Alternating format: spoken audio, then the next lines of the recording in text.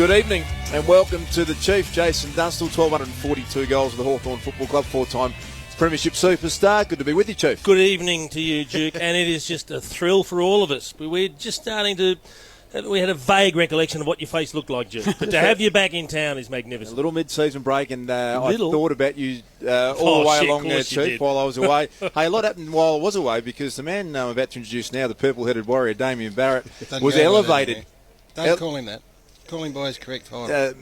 Mr. Barrett was elevated in my absence to one of the most high-profile and popular people on TV, as quoted in The Age. Welcome to you, Damo. G'day, Darcy. Well done on coming back. You've missed 6 weeks of footy and then caused a controversy. John Worsfold had a good crack at you during the week. We might touch on that in the next 2 hours. A lot more strut about him already. Well, what do we call him? Is it just Mr. 43? No, it's just 43. Just 43. Just 43. Don't go with any Mr. business. No.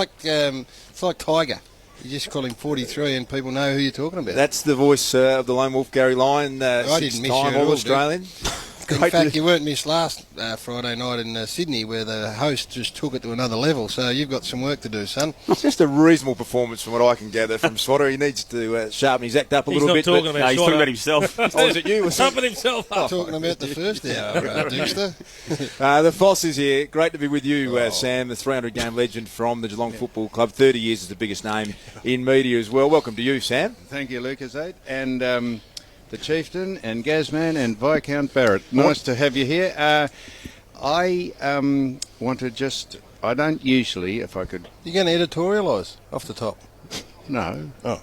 Well, not really. I'm going to... Go on. I don't usually blow my own trumpet, but I'm taking credit for this, and I don't know if this is... Is this section we do for this hour called M Sport, or what is it called? The Rub. Friday Rub. Oh, right. Well, I used to do M Sport with Jimmy, and then when I was on another station, AW, I mentioned this as well, and then on MTR we used to speak to a man, now wait for this, called Craig Gabriel, who used to cover the tennis and still does. And I said to him, a decade ago, maybe 7 years ago, when the woman who screams came onto the scene, what's her name? Sharapova. You called her Sharapova. Sharapova. Martina Sharapova. I said, Craig... Maria. Hmm? Maria Sharapova. What did I say? Not Martina. Okay. Maria. I said to Craig, that is an out-and-out disgrace. Why don't you take it up with the tennis authorities around the world and make sure that women and men, but certainly women, don't scream and grunt when they play tennis? It's just cringeful stuff. And it's taken, I reckon, a decade for someone to finally take up my suggestion of putting a sound meter on them, and they're doing it at Wimbledon. And I want to take credit for that, because Craig, I know, said, I've never heard anyone say that. Does it really annoy you, Sam? Does it ever? I said to Craig, and he has put it in front of the authorities. And what's happened? They got a decibel meter at Wimbledon this year for Martina. There'll be no penalties, though. Maria. They're going to introduce it at the junior level to stop the future generations from grunting, which is a great move, I think, Sam. A brilliant move. What it needs, Chief, is someone like you during the third set to stand up in the stands and say, shut the goodness up. And then you'll be removed and marched out, but someone will get the point.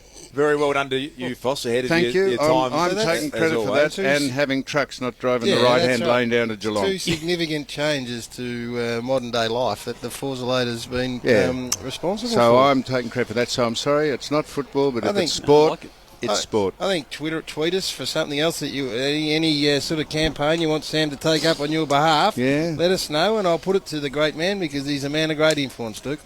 If I may, could Yes, I just clarify one thing Gazman said?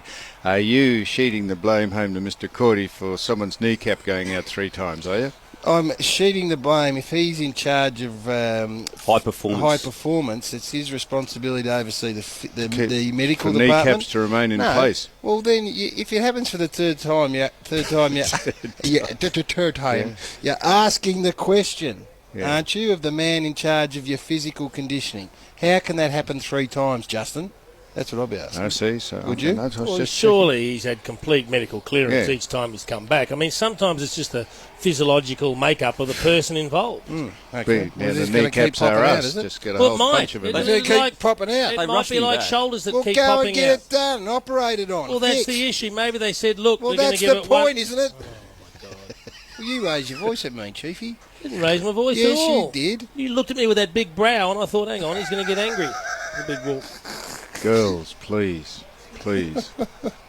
Easy. It's a big night for Brett Ratten tonight. They are in ninth position on the ladder, 6 wins and 6 losses. Hawthorn, Collingwood the next Hawks. week. We haven't even spoken about them yet. I've never seen Chief look more confident in any time I've worked with him Sitting there, 3 years. like a cat that's busted open a tub of cream. Chief, you're sitting there with that. You've either got wind or that supercilious grin on your face. I'd go with the former.